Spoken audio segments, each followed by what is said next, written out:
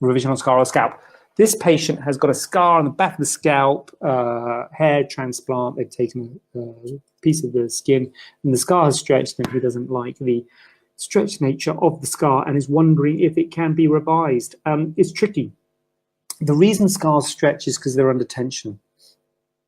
And the scalp is in place where the skin is under tension. And unfortunately, to revise it, it will be under tension again because it's stretched quite a lot. And so in your mind, you always think, yeah, I can make that better. Yeah, I'll give a much better scar. And you cut it out and you stitch it up and you give a much better scar. You think, I've done a great job. I'm a great guy. Aren't I fantastic? But then over time, it stretches again, in my experience, because you're stitching it tight. And some places are just prone to it, and scalp is one of them. If there's a problem, if the wound broke down, or if there's an infection or delayed healing with the scar, with the wound, when you first had it done, there might be an option to think, oh, well, maybe that was the reason the scar stretched.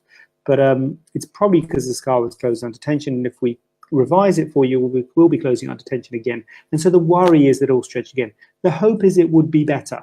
So we might be able to make it better, but I would put it like that rather than saying we're going to give you a fantastic scar. It might be better. It will be better to start with, but then it can stretch over time. And so be a bit careful dealing with stretch scars because they can stretch again.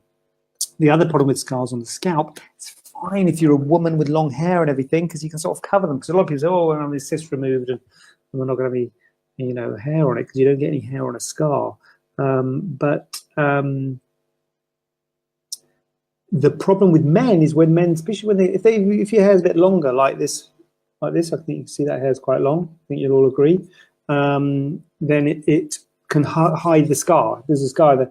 But if the hair's a bit shorter, non-existent there. But if the hair's shorter, where crew cut sort of really short, then you can see the scar. The scar all of a sudden becomes much more obvious. And so this chap's got quite, he shaved his head, but if he did grow, and so the scar's very obvious, but if he did grow a bit of stubble sort of thing, it would be more obvious the shorter the hair is because there's sort of stubble, scar. And then, so it's really hard to make that better. Even if it was a hairline scar, it would show on the scalp, on the sort of really closely shaved scalp. So that's a really tricky, that one scar on the scalp. And my feeling is we haven't seen this patient in the clinic. He's just inquired on the email. I don't know if he's here tonight. Hello, if you are. But my feeling is I would probably be inclined to leave it, to be quite honest, because I would worry that we'd revise it and make it a little bit better, but not that much better. And in your mind, you're probably thinking, I'm going to get a plastic surgeon to revise my scar and it's going to be beautiful and no one's going to be able to see it, which is not the case.